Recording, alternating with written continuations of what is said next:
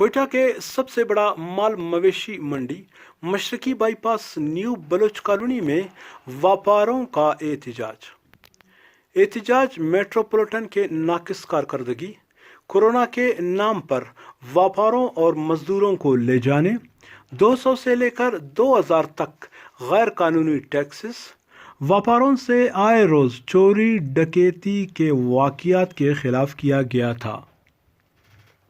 3-4 दिन पहले मेट्रोपॉलिटन के लगाए हुए हैंड वॉश, छोटे बड़े जानवरों के लिए अलग अलग जगह, साफ पानी के टैंकियां, 320 फीट के शेड को मुश्तहल मुजाहिरीन ने आग लगा दी।